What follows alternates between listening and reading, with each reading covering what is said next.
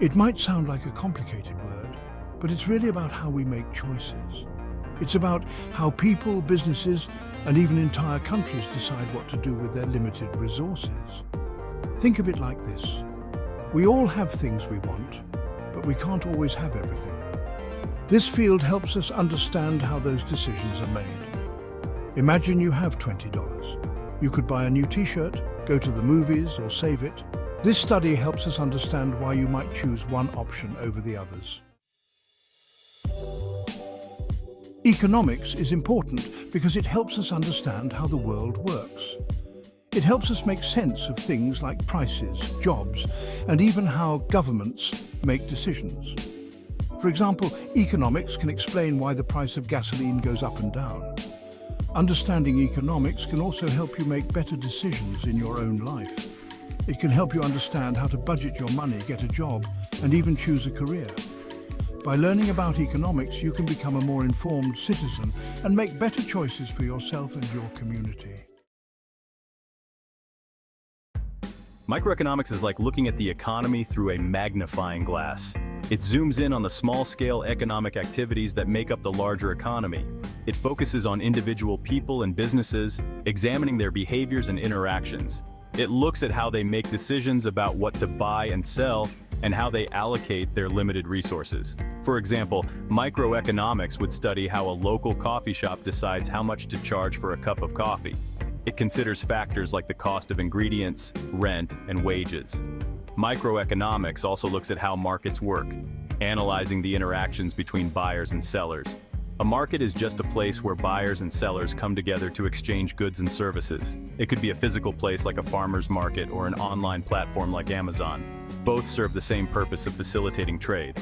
Microeconomics helps us understand how prices are set in these markets and how much of a product or service is produced. It examines supply and demand and how they influence pricing and production levels. By studying these small-scale economic activities, microeconomics provides insights into how resources are distributed and how economic policies can impact individual businesses and consumers. Understanding microeconomics is essential for making informed decisions, whether you're a business owner, a policymaker, or a consumer. It helps us navigate the complexities of the economic world around us. If microeconomics is like using a magnifying glass, focusing on the small details and individual elements of the economy, macroeconomics is like looking at the economy from space, providing a broad overview of the entire economic landscape. It looks at the big picture, focusing on things like inflation, unemployment, and economic growth. These are the key indicators that help us understand the health and direction of an economy. It's about understanding the economy as a whole, rather than just the sum of its parts.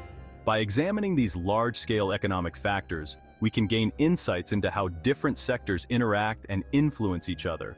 Macroeconomics looks at things like why some countries are rich and some are poor. It explores the reasons behind economic disparities and seeks to find solutions to bridge the gap between wealth and poverty.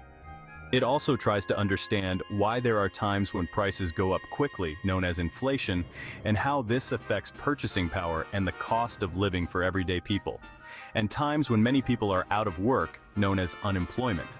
High unemployment rates can lead to social and economic challenges, making it a critical area of study. Governments use macroeconomic principles to make decisions about things like taxes, interest rates, and monetary policies. These decisions are aimed at managing economic stability and growth, and spending to try to keep the economy stable.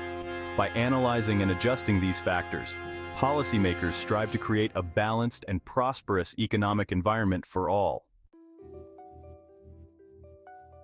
International economics is about how economies around the world interact with each other. It looks at things like trade, investment, and immigration. For example, international economics would study why a country might import coffee beans from another country instead of growing them themselves. International economics also looks at how changes in one country's economy can affect other countries. For instance, if one country experiences a recession, it can impact the economies of its trading partners. Understanding international economics is increasingly important in our globalized world. Public economics focuses on the role of government in the economy. It looks at things like taxes, government spending, and regulations. For example, public economics would study how the government decides how much to spend on education or healthcare. Public economics also looks at how government policies can affect the economy. For instance, it would study how raising taxes might impact businesses and individuals. It helps us understand the trade-offs involved in different government policies. Every time we make a choice, we give up the opportunity to do something else. This is called opportunity cost. For example, if you spend an hour watching TV, the opportunity cost is the hour you could have spent studying or playing a sport. Opportunity cost is important because it reminds us that our time and resources are limited. By understanding opportunity cost, we can make better decisions about how to use our time and resources. Marginal cost is the cost of producing one more unit of something. It is a crucial concept in economics and business because it helps companies understand the cost implications of scaling their production. For example, if a bakery makes 100 loaves of bread, the marginal cost is the cost of making the 101st loaf. This cost can vary depending on several factors, such as the availability of ingredients, labor costs, and even the efficiency of the baking process. This includes things like the cost of ingredients and the cost of the baker's time. Additionally, it may also encompass other variable costs, such as electricity for the oven and wear and tear on baking equipment. Businesses use marginal cost to make decisions about how much to produce. By analyzing marginal costs, companies can determine the most cost-effective level of production and avoid unnecessary expenses. If the marginal cost of producing one more unit is less than the price they can sell it for, they will usually produce more. This strategy helps businesses maximize their profits by ensuring that each additional unit produced adds to their overall profitability. If the marginal cost is higher than the selling price, they will usually produce less. This helps them avoid losses and maintain financial stability.